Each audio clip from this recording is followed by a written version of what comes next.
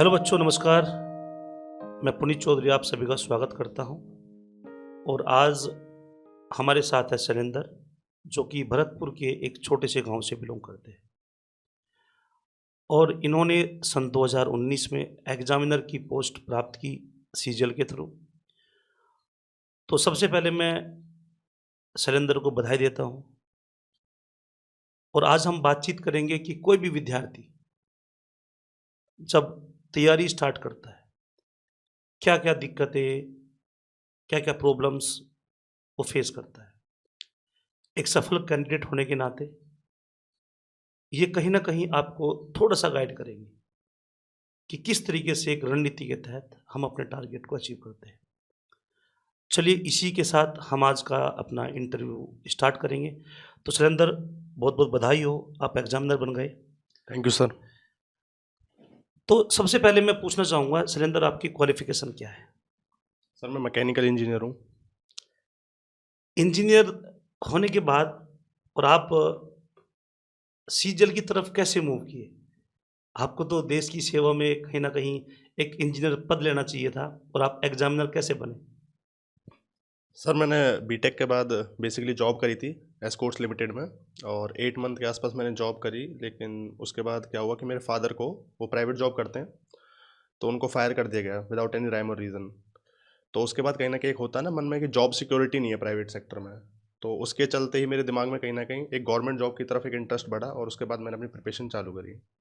बिल्कुल, ये एक बड़ा कारण होता है कि जब भी कोई बच्चा तैयारी करता है तो वो ये सोचता है कि उसके पास एक जॉब सिक्योरिटी हो। तो प्राइवेट सेक्टर में थोड़ा ये होता है कि कई बार रिसेशन या कुछ और कारण हो सकते हैं कि वो अपने किसी भी एम्प्लॉय को फायर करे। हो सकता है रिसेशन हो या कंपनी घाटे में चल रही हो। लेकिन अगर आपके फादर को जॉब से हटाया गया तो उस उम्र में नई जॉब मिलना भी एक बड़ा टास्क है। एक युवा है, वो नई जॉब सर्च कर सकता है। तो यहाँ से आपके दिमाग में एक आइडिया आया कि क्यों ना मैं गवर्नमेंट जॉब की तैयारी करूँ। Yes sir. तो शैलेंद्र, सबसे पहले तो मैं चाहूँगा कि आप ये बताइए कि आपने जब सोच लिया कि मुझे तैयारी करनी है, तो कितना समय लगभग आपको लगा तैयारी करने में? कौन पहला अटेम्प्ट था आपका कि दूसरा अटेम्प्ट था? सर ये मेरा सेकंड अटेम्प्ट था बेसिकली। तो पहले अटेम्प्ट में आपका सिलेक्शन नहीं हुआ? नहीं सर, मेरा पहला अटेम्प्ट 2018 था, और उसमें मेरा सिलेक्शन नहीं हुआ था। तो 19 में फिर आपने एग्ज़ाम दोबारा दिया, यस सर। तो उसमें आपको फिर पोस्ट मिली। बहुत बढ़िया।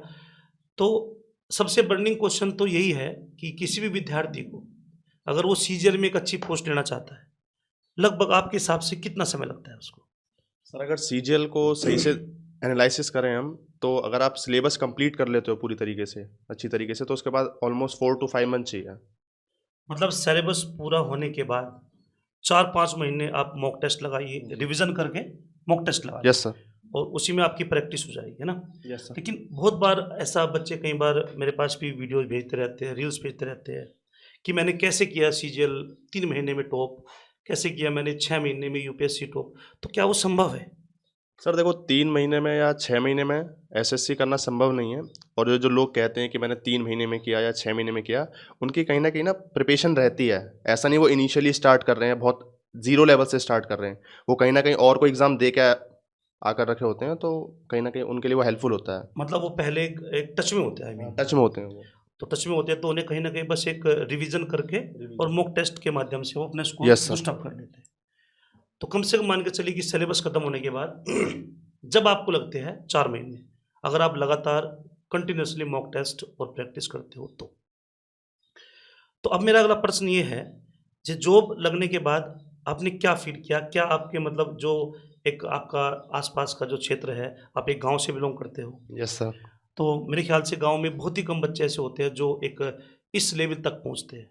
तो कहीं न कहीं आप एक मोटिवेशनल भी हो उन बच्चों के लिए जो गाँव में रहते हुए सोचते हैं कि भई इंग्लिश कैसे कर पाऊँगा या उस लेवल का मैथ्स कैसे कर पाऊँगा? तो थोड़ा बताइए, गाँव में जब से आप सेलेक्ट हुए क्या फ़ील किया आपने? सर बेसिकली हमारे यहाँ क्या है, मैं भरतपुर से बिलोंग करता हूँ, और वहाँ पे जो ज़्यादातर बच्चे 12th के बाद जॉब ले लेते हैं। 12th के बाद ग्रेजुएशन करी, साथ के साथ प्रिपेयर करते हैं और जॉब ले जाते हैं। तो कहीं ना कहीं मेरे लिए भी टास्क था कि ग्रेजुएशन, क्योंकि मेरे दिमाग में था नहीं शुरुआत में कहीं कि मेरे को गवर्नमेंट जॉब करनी है, प्राइवेट का ही था। और जैसा मैंने बताया कि मैं किस लिए आया गवर्नमेंट जॉब में, और जब अगर मैं सिलेक्शन के बाद की बात करूँ, तो मेरे जीवन में कहीं ना कहीं काफ़ी चेंजेस आए। जैसे लोग आपको पूछते हैं, लोग अब आपको आपके नाम से जानते हैं, ना कि आपके घर वालों के नाम से। तो ये चेंजेस कहीं ना कहीं देखने को मिलते हैं, मतलब एक आइडेंटिटी आपकी। आइडेंटिटी बन जाती है आपकी अलग। और बहुत सारे लोग ये भी आते हो कि भाई कैसे तैयारी करें बच्चे की, क्या कराएं। Yes sir. बिल्कुल एक अब जिम्मेदार पद पे हो आप, एग्जामिनर हो, तो कहीं ना कहीं उस लेवल पे हो कि आप देश की सेवा भी कर सकते हो और यूथ को गाइड भी कर सकते हो। Yes sir. तो सुरेंद्र, अब चलो अगले प्रश्न की बात करता हूँ मैं। अब जैसे 2018 का तुमने पेपर दिया, उसमें किसी कारणवश तैयारी पूरी नहीं थी और आपका सिलेक्शन नहीं हो पाया, तो 2019 के प्रिपरेशन के लिए आप मुखर्जी नगर पहुँचते हो। Yes sir. तो मुखर्जी नगर में कैसे तुम मेरे पास आए? ये पहला क्वेश्चन है, क्योंकि इतने सारे टीचर, इतने सारे प्लेटफ़ॉर्म हैं और फिर भी आप मेरे पास पढ़े, और आपका अनुभव कैसा रहा? आप ज़रा बताइए एक बार। सर बेसिकली जब मैं मुखर्जी नगर में आया तो मैं बेसिकली कोचिंग लेने आपसे ही आया था। मैंने आपका नाम सुना था, मैं एएलपी का एग्ज़ाम दे रहा था। तो उस दौरान एक मेरे बच्चे से मुलाकात हुई थी, तो उसने आपके बारे में बताया था कि पुनीत चौधरी सर हैं, काफ़ी अच्छा पढ़ाते हैं। तो जब मैं आया तो आप किसी इंस्टीट्यूट में पढ़ाते थे सर। हुँ। तो हाँ, फिर मैंने ड्रॉप किया था वहाँ से, फिर 2018 में अपना खोला था। जी सर, तो 18 में आए थे मतलब आप? 18 के एंड में आया था, हाँ, ऑलमोस्ट हाँ, दिसंबर ठीक के है। आसपास। तो सर मैं उस इंस्टीट्यूट में मैं पहुंचा। मैंने आपके बारे में पूछा कि मुझे सर से कोचिंग लेनी है। तो उन्होंने अपने मतलब जो टीचर्स थे वहाँ के उनके बारे में बताया, लेकिन आपके बारे में नहीं बताया। तो मैंने उनसे बोला कि मुझे पुनीत चौधरी सर से कोचिंग लेनी है। तो उन्होंने उस टाइम पे ऐसे मतलब फटकार सा दिया कि यहाँ पे कोई पुनीत चौधरी नहीं पढ़ाता, आप यहाँ पे नहीं है कोई, चले जाइए। चलिए, वो स्वाभाविक है भाई, कोई भी व्यक्ति किसी दूसरे व्यक्ति का प्रमोशन क्यों करेगा, जो उनके साथ नहीं है। तो फिर कैसे मिला फिर मैं जब तो सर आपका मतलब झूठ नहीं बोलूँगा, आपको कोई पोस्टर वगैरह मैंने नहीं देखा था। तो इनिशियली जब मैं गया तो, लेकिन कोचिंग तो लेनी थी, तो मैं जो मतलब नाम फेमस थे उस टाइम पे मुखर्जी नगर में, मैंने वहाँ पर कोचिंग लेनी चाहिए, तो मैंने डेमो लिए वहाँ पर। लेकिन वो कनेक्टिविटी नहीं बन पा रही थी, मतलब जैसे 4-5 दिन मैंने वहाँ पे डेमो लिया तो मुझे मतलब कुछ चीज़ें ऊपर नीचे जा रही थी, समझ में नहीं आ रहा था कि कभी कुछ पढ़ा रहे हैं, कभी कोई कॉन्सेप्ट है, मतलब रैंडमली पढ़ा रहे थे वो। तो वो चीज़ें कनेक्ट नहीं हो पा रही थी सर। हाँ, उस समय हमने स्टार्ट ही किया था, अगस्त 1 को स्टार्ट किया था, 2018 में। यस और सर। शायद 18 लास्ट में आप आए होंगे, हाँ, दिसंबर के 18 आसपास। लास्ट में। हाँ, उस समय नहीं थे मार्केट में। जी सर। अपना इंडिविजुअल, मेरा अपना इंस्टीट्यूट मैंने 2-4 महीने पहले ओपन किया था। फिर कैसे पहुँचे? तो सर जब वहाँ डेमो ले लिया तो थोड़ा कहीं न कहीं अब ये था कि कोचिंग तो लेनी है, तो दिमाग में ये था फिर कि यहीं ले लें, लेकिन समझ में तो आ नहीं रहा था। तो एक दिन पता नहीं रैंडमली कैसे मैं ऐसे जा रहा था सड़क पे, तो आपका अचानक से पोस्टर दिखा। अच्छा, पोस्टर दिखा।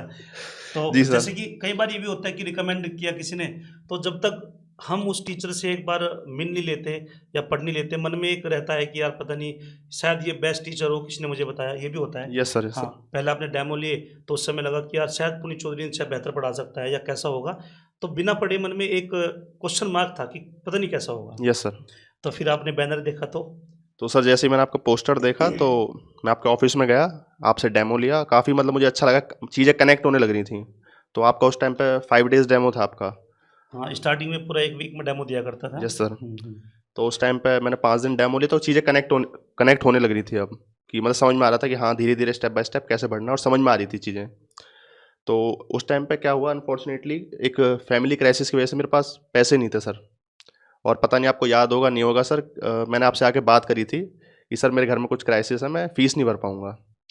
तो उस टाइम पे सर ने मेरी मतलब प्रॉब्लम को समझा और सर ने कहा कि कोई दिक्कत नहीं है, आप फ़ीस जो है बाद में भर देना, आप पढ़ लो, कोई दिक्कत नहीं है। तो सबसे पहले तो मैं सर को थैंक यू बोलना चाहूँगा उस दिन के लिए, कि सर ने मेरी फ़ीस जो है, मैंने 2-3 महीने बाद भरी थी अपनी फ़ीस जो है। Thank you sir. नहीं, ये तो देखो ऐसा है कि कोई बच्चा, ऐसी क्राइसिस किसी के साथ भी हो सकती है। भाई, एक अध्यापक होने के नाते हमारे भी कुछ दायित्व है। बच्चे आते हैं, बहुत सारे बच्चे गाँव, देहात से बिलॉन्ग करते हैं। तो अगर उनको कुछ क्राइसिस है तो कोई बात नहीं, 1-2 महीना डिले हो जाए। लेकिन ये है कि मुझे वास्तव में वो वाक़या याद भी नहीं है, मैं बताऊँ रियली। लेकिन ऐसा हुआ होगा तो कहीं न कहीं चलो अच्छा ही रहा, और उसी की उस बिहाफ़ पर अगर मैं कहूँ कि आप पढ़ के एक अच्छे पद पर तैनात हुए, तो बहुत अच्छा मुझे लगा, बहुत खुशी हुई कि उसमें कहीं न कहीं छोटा योगदान मेरा भी रहा। चलिए, अब चलते हैं आगे, पढ़ाई की बातें करते हैं। ये तो मौज-मस्ती की बातें हुई कि कैसे हम एक-दूसरे से जुड़े। तो सबसे पहले मैं पूछना चाहूँगा कि आपका 2019 में जो आप सिलेक्ट हुए, उसमें आपका, सबसे पहले मैथ्स की बात करते हैं, क्योंकि मैं मैथ्स पढ़ाता हूँ, तो मैथ्स के बारे में बात करूँगा। तो टियर 1 में मैथ्स का स्कोर कितना था आपका? सर मेरा टियर 1 में 46 था। मतलब 50 में से 46 46। स्कोर। चलो बहुत बढ़िया। तो 2 क्वेश्चन आप छोड़ के आए थे यस सर। और मैं तो ये चाहता हूँ कि यार 50 आउट ऑफ 50 आने चाहिए। सर CHSL में 50 आउट ऑफ 50 थे। अच्छा, सीएचएसएल में 50 आउट ऑफ 50 थे। फिर आप उस समय तो मेंस 200 मार्क्स का हुआ करता था। Yes sir. तो मेंस में कितना स्कोर था आपका? सर मेंस में मेरा एक क्वेश्चन गलत हुआ था, मेरे 197.5 मार्क्स थे। 197.5 आउट ऑफ 200। Yes sir. ये नॉर्मलाइजेशन के बाद या रो स्कोर था ये? नहीं सर, रॉ स्कोर था ये। मतलब एक क्वेश्चन गलत हुआ तो 2.5 नंबर इसलिए कम हुए। Yes sir. अगर वो गलत ना होता 200 में 200 नंबर आपके यस आते। सर। तो बेसिकली बात ये हुई कि आपका स्कोर तो फिर टियर 2 का 230 के अप्रोक्स पहुंचा होगा फिर हाँ मेंस सर, मैथ्स 230 का। प्लस पहुंच गया था नॉर्मलाइजेशन के बाद। बहुत बढ़िया। तो इसमें जैसे मैथ्स में आपका स्कोर बढ़िया रहा, तो आप इस बारे में क्या कहना चाहोगे? सर मैथ्स में जो मेरा स्कोर रहा, कहीं ना कहीं उसके पीछे रीज़न आप ही हो, क्योंकि जब मैं आया था चीज़ें कनेक्ट नहीं कर पा रहा था। मेरे को मैथ अच्छी लगती है, नो डाउट, मेरे को पसंद है पढ़ना, क्वेश्चंस करना, बट वो जो टाइम है ना, क्योंकि मेन जो है SSC में देखा है तो टाइम की प्रॉब्लम होती है बच्चों को, कि with in the time question नहीं हो पाते। तो वो चीज़ें मैंने आपसे कहीं ना कहीं कनेक्ट करना सीखी, किस तरीके से फॉर्मूले को जनरलाइज किया जाता है, किस तरीके से चीज़ों को शॉर्ट किया जाता है, और वो काफ़ी हेल्पफुल रहे मेरे लिए। चलिए, ये तो बात मैथ्स की हुई, बाकी मैं इन्होंने शायद कुछ और भी इंग्लिश वगैरह कोचिंग ली होगी यस आपने, सर। तो उनकी बात तो मैं करना नहीं चाहूँगा। जहाँ भी आपने ली और सेलेक्ट हुए तो उनका भी बहुत योगदान रहा होगा। तो आपने जीएस वगैरह, रीजनिंग वगैरह कोचिंग ली? नहीं सर, GS। जीएस और रीजनिंग आपने खुद से हाँ की, सर, खुद सेल्फ से स्टडी? Self study. तो सबसे पहले मैं ये जानना चाहूँगा कि बच्चों को बताइए कि आप किसी भी जब एग्ज़ाम की तैयारी करते हो, तो बच्चों को समस्या कहाँ आती है? मतलब किस फेज़ में वो इनिशियली डिस्टर्ब होते हैं? सर अगर हम प्रिपरेशन के दौरान बात करें तो सबसे पहले जो शुरुआत जो होती है प्रॉब्लम की, वो घर से ही होती है। घर से कैसे मतलब? सर अगर मैं अपने बैकग्राउंड की बात करूं, जैसे जहाँ से मैं आता हूं, मैंने बताया कि हमारे यहाँ पर जनरली लोग ग्रेजुएशन करते हैं लेकिन उसके साथ ही प्रिपेयर करना चालू कर देते हैं कांस्टेबल उनकी तैयारी। तो कहीं ना कहीं वो लग जाते हैं, जब तक उनकी ग्रेजुएशन होती है वो जॉब लग चुके होते हैं। मतलब विज़न ये होता है कि छोटी जॉब लो, तुरंत लो लेगी। हाँ, जल्दी लो। हाँ, कांस्टेबल वगैरह जो भी ग्रुप 2 या यस इस सर। लेवल की। ठीक, ठीक, ठीक। गाँव देहात में है भी यही कि सोचते हैं कि बच्चे की बस जॉब जल्दी लगे और वो फैमिली का एक सपोर्टिव हिस्सा बन जाए। जी ये सर। होता है। Yes sir. तो पहली शुरुआत तो प्रेशर गाँव से ही होता है बच्चे के ऊपर। जो यस भी सर। बच्चे जो देख रहे होंगे हमें, वो लगभग गाँव से या ऐसे क्षेत्र से बिलॉन्ग करते हैं जहाँ नौकरी की नीड है और हर बच्चा ये चाहेगा कि जल्द से जल्द नौकरी मिले। तो पहली बात तो ये बताइए कि उस प्रेशर को हैंडल करो। आप अगर ये सोचते हो कि आपको सीजल क्रैक करना है, तो उसमें आपको समय देना पड़ेगा। Yes sir. कम से कम सिलेबस पूरा होने के बाद आपको 4-5 महीने फिर आपको लगते हैं। अब सिलेबस आप पूरा कर लो, आपकी इच्छा है 6 महीने में कर लो, यस सर। या आपके टैलेंट के ऊपर डिपेंड करता है, या आप 3 साल में कर लो, ये भी हो सकता यस है। सर। तो उसके बाद जब बच्चा मान के चलो किसी कोचिंग के साथ जुड़ता है या मैथ्स पढ़ता है, इंग्लिश पढ़ता है, रीजनिंग पढ़ता है, तो बच्चा शुरुआत में तो एकदम जोश में होता है कि मुझे ये कॉम्पिटिशन फाइट करना है। लेकिन मैं बहुत सारे बच्चों को देखता हूँ जब शुरुआत में बैच स्टार्ट होता है, जोश में होते हैं और धीरे-धीरे बच्चे या तो अपना टारगेट चेंज कर देते हैं, यस सर। या फिर बच्चे क्या करते हैं कि डिस्टर्ब हो जाते हैं कि यार मेरा हो नहीं पाएगा। और कुछ ही लोग होते हैं जो डेडिकेशन के साथ लगे रहते हैं। तो बच्चों को दिक्कत कहाँ आती है? एक स्टूडेंट आप रहे, तो बताइए कि क्या बच्चे फ़ील करते हैं? वो प्रेशर एग्ज़ाम का होता है, सिलेबस का होता है, या चीज़ें समझ में नहीं आती? क्या क्या दिक्कत होती है? सर सबसे बड़ी जो दिक्कत होती है ना, फियर ऑफ फेलियर होता है बच्चे के अंदर, कि जब आप एग्ज़ाम देने जाते हो तो कहीं ना कहीं एक डर होता है बच्चे के मन में कि फेल करूंगा तो दुनिया क्या बोलेगी, क्योंकि दुनिया को जो मतलब है आपके रिजल्ट से है। अगर आपने रिजल्ट नहीं दिया तो आप फेल ही कहलाओगे एट द एंड। तो मैंने तो जो अपना फियर ओवरकम किया था कि मैं हर एग्ज़ाम देता था, जो भी चाहे छोटा हो, जैसे मैंने बताया ALP भी दिया है, मैंने MTS तक दिया है, मैंने हर छोटे से छोटा एग्ज़ाम दिया है ताकि जो फियर है वो ओवरकम कर सकूँ। और जो जब उनका रिजल्ट आता था तो कहीं ना कहीं एक वो रहता था कि हाँ, बच्चे ने एटलीस्ट ये एग्ज़ाम क्लियर कर दिए हैं तो ऊपर के लिए कैपेबल है वो। तो इसलिए मैंने छोटे एग्ज़ाम्स भी दिए। मतलब खुद को आपने बूस्ट अप करना पड़ेगा। Yes sir. अगर मान के चलो बच्चे को थोड़ा दिक्कत आ रही है कि वो सिलेबस को साथ-साथ लेके नहीं चल रहा, तो पेशेंस के साथ उसको अपना चीज़ें लेके जी चलना सर। है। तो सबसे बहुत सारे बच्चे, जैसे मैं मैथ्स की बात करूँ, तो मैथ्स में बच्चों को जैसे दिक्कतें आती हैं और दिक्कतों का बच्चे क्या करते हैं कि सर मैं आगे का पढ़ता हूँ, पीछे का भूल जाता हूँ। तो इसका मैं तो बच्चों को क्लासरूम में बताता हूँ अपने कि आप कम से कम जो भी चैप्टर आप करते हो, जो आपके पास सीट है, जैसे मैंने परसेंटेज में 200 क्वेश्चन कराए, तो कम से कम आप उसको 4-5 बार रिवाइज़ करो। वो रिवाइज़ का कारण ये होता है कि वो कॉन्सेप्ट आपके दिमाग में सेट हो जाते हैं। फिर आप प्रीवियस ईयर या कोई भी बुकलेट उठाओ, आप अपने सोल्व कर सकते हो। क्या ये तरीका मोर देन सफिशिएंट है या कुछ और इसमें और होना चाहिए? सर ये तरीका मोर देन सफिशिएंट है, क्योंकि मुझे लगता है जित आपकी शीट में जितने क्वेश्चंस होते हैं, उससे ज़्यादा क्वेश्चंस नहीं होते किसी और की शीट्स में। मैंने तो नहीं देखे अभी तक, जो क्योंकि मेरे दोस्त वगैरह भी पढ़ते थे दूसरे टीचर्स पे, क्योंकि काफ़ी क्वेश्चंस होते हैं आपके 200 प्लस क्वेश्चंस होते हैं अगर अरिथमेटिक की बात करें। तो वो अगर आप रिवाइज़ कर लेते हो 4 टू 5 टाइम्स तो मोर देन इनफ है। हाँ, वो इतने क्वेश्चन है कि उसमें कोई टाइप बचता ही नहीं। Yes sir. आप टियर 1, टियर 2, कांस्टेबल या किसी भी एग्जाम को दोगे उसमें लगभग हम सब कवर करते हैं। बस मुख्य बात मैथ्स में ये आती है कि बच्चा उन चीज़ों को याद नहीं रख पाता, वैरायटी बहुत हो जाती है। अब जो परसेंटेज में हमने 200 क्वेश्चन दिया उसमें वैरायटी इतनी होगी, एक ही टाइप के ऊपर बहुत सारी वैरायटी। तो बच्चा जब तक रिवाइज नहीं करेगा, प्रैक्टिस नहीं करेगा, उसको दिक्कतें बनी रहती है। तो अब मैं चाहूँगा कि थोड़ा-सा आप बताइए कि बच्चा अपना जो इस बार सीजल देगा, इस बार तो हो गए मेंस चल रहा है, यस सर। अगले वाला जो एग्ज़ाम देगा, उसको बच्चे को किस तरीके से रणनीति बनानी चाहिए अपनी? सर अगर अभी जून या जुलाई में है प्री का एग्ज़ाम, तो अगर अभी काफ़ी टाइम है तो मेरे हिसाब से अभी मॉक देना चाहिए उनको, स्टार्ट कर देना चाहिए और अपनी चीज़ों को एनालाइज़ करना चाहिए कि वो कहाँ पर गलत जा रहे हैं। अगर बच्चे का मान के चलिए 50-60% सिलेबस हो चुका, यस तो सर। मॉक स्टार्ट कर दें। यस सर, लगा सकता है। तो ये मैं भी क्लासरूम में यही बोलता हूँ कि अगर आपका 50% सिलेबस हो चुका तो मॉक लगाइए, क्योंकि जैसे-जैसे आपका सिलेबस कवर होगा, कम से कम ये तो है कि पिछले वाला आपका एकदम स्ट्रॉन्ग होता चला जाएगा। Yes sir. और जब आपका सिलेबस पूरा होगा, उस समय आपका जो भूलने वाली स्थिति है दूर हो जाएगी। Yes sir. बिल्कुल, ये तो बिल्कुल सही बात कही। और एक बहुत सारे बच्चे जीएस को लेके बड़ी दिक्कत उनको होती है कि सर जीएस कैसे करें, करंट अफेयर कैसे करें, स्टैटिक कैसे करें। तो इसके लिए मैं तो ये मानता हूँ कि भई कहीं न कहीं बच्चे को खुद से भी जीएस को लेके अपना आप भी तैयार करना पड़ता है। बहुत सारी स्टैंडर्ड बुक्स है मार्केट में, उनको पढ़ सकता है। बाकी आपने कैसे मतलब जीएस को पास किया था? सर मैंने जीएस अपने आप प्रिपेयर करी थी, और बेसिकली बच्चे क्या रटते हैं जीएस को, कि ये कोई फैक्ट है, कोई डेट है तो रट लेते हैं। तो कहीं न कहीं अपना चीज़ों को कनेक्ट करना सीखो। जीएस को अगर आप स्टोरी की तरह पढ़ोगे तो ज़्यादा अच्छा है, रेदर देन कि आप फैक्ट्स की तरह पढ़ो उसे। हाँ, मतलब रटने की जगह समझने की समझने की कोशिश करो। कोशिश करो उसको। हाँ, इतने सारे ईयर्स है, इतनी सारी डेटा है, आप अगर इंग्लिश में सिनोनिम्स, वन वर्ड सब्स्टिट्यूशन पढ़ो, उनको इतना रट ही नहीं पाएगा। यस कहीं सर। न कहीं वो समझ-समझ के चीज़ों को कनेक्ट कर सकता है। बिल्कुल सही बात। तो अब मैं पूछना चाहूँगा जो बच्चे अभी रिसेंटली नए-नए हैं या 12th पास की उन्होंने या ग्रेजुएशन करके अब सीजल की तरफ मूव करना चाहते हैं, तो वो तैयारी कैसे शुरू करें? आपका अपना उस पे क्या मतलब क्या देख पा रहे हो उस तरफ कि बच्चा तैयारी कैसे स्टार्ट करे अपनी? क्योंकि मुख्य बात तो तैयारी स्टार्ट करने की है।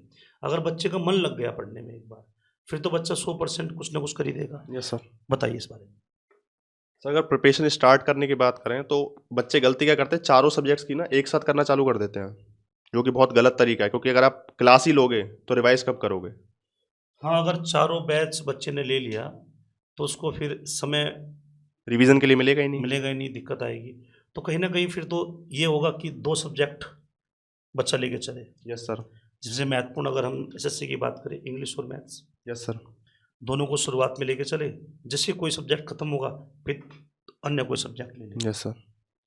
और इसी के साथ-साथ फिर एक बात मेरे दिमाग में अभी भी आई, हम ये भी चाहते हैं कि जो बच्चा नया तैयारी करने के लिए सोच रहा है, वो सीजल की तैयारी करने की सोच रहा है, तो साथ-साथ वो करंट अफेयर को ज़रूर फ़ोकस करे। यस सर, करंट अफेयर बहुत ज़रूरी है आज के टाइम हाँ, में।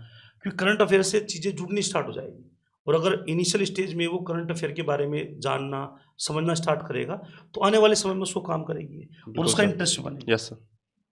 बिल्कुल, तो शैलेंद्र के अपने जो पॉइंट है इस बारे में, तो ये है कि 2 सब्जेक्ट शुरुआत में लेके चले और उन 2 सब्जेक्ट पे ऐसे कमांड करे कि उन 2 सब्जेक्ट को फिर दोबारा उठाने की आवश्यकता ना हो। जी सर। फिर धीरे-धीरे जैसे कोई सब्जेक्ट रीजनिंग हुआ या जीएस हुआ, रीजनिंग का थोड़ा सा सिलेबस हल्का होता है compare to yes maths sir. English.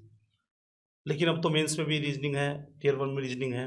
भले ही हल्का हो, वेटेज तो पूरा है। तो आप जब भी तैयारी करने का सोचते हो, तो एक चीज़ तो आपको रखनी होगी ध्यान में कि आपके जब तक चारों सब्जेक्ट अच्छे नहीं हैं, तब तक आपका सिलेक्शन नहीं होगा। ठीक है? बाकी जो बच्चे किसी और भी कॉम्पिटिशन की तैयारी करना चाहते हैं, चाहे वो पुलिस का हो, बैंकिंग का हो, तैयारी की जो स्ट्रेटजी है वो सेम है। हाँ, छोटे लेवल पे जैसे हम कांस्टेबल की बात करें, आजकल तो वहाँ भी पेपर का लेवल अच्छा आने लगा। Yes sir. तो उसके लिए बच्चे स्पेशल ढूँढते रहते हैं। जी सर। हमारे पास में बहुत सारे बच्चे ऐसे हैं कि मान लो दिल्ली पुलिस कांस्टेबल या यूपी पुलिस कांस्टेबल या हरियाणा पुलिस कांस्टेबल की तैयारी करने आते हैं और मैथ स्पेशल पढ़ते हैं। बिल्कुल सर। और उसका कहीं ना कहीं कारण ये भी है कि पेपर थोड़ा सा इस तरह का बनने लगा कि बच्चा चाहता है कि मेरे full out of full marks आए और मैं कंपटीशन में फाइट करूं। यही कारण है कि बच्चे स्पेशल की तरफ मूव भी करना स्टार्ट कर दिए। पिछले 2-3 सालों में चेंजेस आया यस सर। और वो ये आया कि बच्चे कंप्लीट बैच की जगह थोड़ा सा स्पेशल बैच की तरफ मूव करते हैं जी सर। कि ताकि उनकी तैयारी उस लेवल तक पहुंचे कि वो अच्छा स्कोर करे। चलिए, बहुत सारी बातें हुई। बाकी आपका कोई भी इसमें क्वेश्चन हो तो आप कमेंट बॉक्स में ज़रूर अपना क्वेश्चन पूछ सकते हैं। शैलेंद्र लगातार कमेंट्स में मैं चाहूँगा कि बच्चों को रिप्लाई दे। जी सर। और शैलेंद्र स्पेशली मुंबई से ट्रेनिंग ख़त्म करके घर आया था भरतपुर, और ये स्पेशली मिलने आए फिर हमसे आज, तो बड़ा अच्छा लगा। और आगे भी हम इंटरव्यू लेंगे बच्चों के। पहले तो हम यूट्यूब पे थे नहीं, तो अब आए गए तो बच्चों को जुड़े रहेंगे कि जो बच्चा नया एस्पिरेंट है वो कैसे मोटिवेट रहे। तो आपका जो भी क्वेरी, कोई क्वेश्चन हो तो आप कमेंट बॉक्स में कमेंट कर देना। तो शैलेंद्र, एक बात और पूछता हूँ मैं, जैसे हम ऑनलाइन नहीं थे यस सर। और ऑनलाइन आए, तो इसके बारे में क्या सुझाव है आपका? सर ये बहुत अच्छा आइडिया है, क्योंकि जो बच्चे गांव से बिलोंग करते हैं वो यहाँ पे आके 10,000 या 12,000 जो आपकी ऑफलाइन की फ़ीस है वो पे करना, प्लस पीजी का जो खर्चा आता है, तो वो कहीं ना कहीं काफ़ी महंगा पड़ता है उनको, तो वो लोग आ नहीं पाते। तो जो आप ऑनलाइन की तरफ शिफ्ट हुए वो कहीं ना कहीं उन बच्चों के लिए काफ़ी हेल्पफुल रहेगा। बिल्कुल, मैंने कभी ऑनलाइन पढ़ाने का सोचा नहीं था, क्योंकि मेरे को ऑफलाइन बच्चों की प्रेजेंस ज़रूरी थी। मैं जी मानता हूँ कि जब तक आई कॉन्टैक्ट्स या एक्सप्रेशन हम नहीं देख पाते तो वो चीज़ कॉन्फिडेंस और वो चीज़ समझने में बहुत दिक्कत होती है। लेकिन अभी समय की भी डिमांड है और बहुत सारे आप जैसे बच्चे जो सिलेक्ट हुए उन्होंने भी कहा कि सर ऑनलाइन आइए। जो बच्चा मुखर्जी नगर नहीं आ सकता वो कहीं ना कहीं घर बैठ के कम फीस में अपना कोर्स पूरा कर सकता है। Yes sir. चलिए शैलेंद्र, बाकी बच्चों जो भी कोई आपका क्वेरी, आपका कोई डाउट, कोई संदेह किसी पोस्ट को लेके कोई पूछना हो, शैलेंद्र आपके साथ है। और बाकी आगे भी भाई आएंगे कई सारे जो सिलेक्ट है। आप बेफिक्र होकर जुड़े रहिए और जो पूछना है पूछ सकते हो। बहुत हेल्पफुल है। मैं बल्कि बीच में इन्होंने सिलेक्शन से और ज्वाइनिंग तक के बीच में जो टाइम था वो हमारे संस्थान में रही है और उन्होंने वहीं पर बच्चों के डाउट लिए, उनके साथ सहयोग किया कि कैसे कैसे आप तैयारी अपनी स्टार्ट करें। बाकी ऐसे बच्चे सब होते हैं। भाई बहुत बढ़िया है और मैं बधाई दूंगा कि परिवार का बड़ा सोचते हैं। काफ़ी बीच में जब मुलाकात मेरे से हुई काफ़ी परेशान भी थे ये परिवार में, क्योंकि माता जी इनकी नहीं है, तो कहीं ना कहीं शादी की अब बात चल रही है शैलेंद्र की, तो शादी को लेके थोड़ा सा ये कि सर मेरी माता जी नहीं है कैसे। तो ये चीज़ लाइफ में अप्स डाउन सबके चलते रहते हैं। चीज़ों को समझो और पहचानो और ईश्वर के अधीन चीज़ों को छोड़ दो। जिसके साथ में जो चीज़ें होने हैं वो होके रहेगी। और मैं एडवांस में बधाई देता हूँ कि बहुत बहुत बधाई। थैंक और यू सर। शादी में ज़रूर बुलाना, ज़रूर आएंगे शादी में। जी सर। तो बच्चों, इसी के साथ हम लेते हैं अलविदा। मुलाकात करेंगे अगली किसी अन्य वीडियो में किसी और साथी के साथ। जब तक के लिए स्वस्थ रहिए, खुश रहिए। नमस्कार।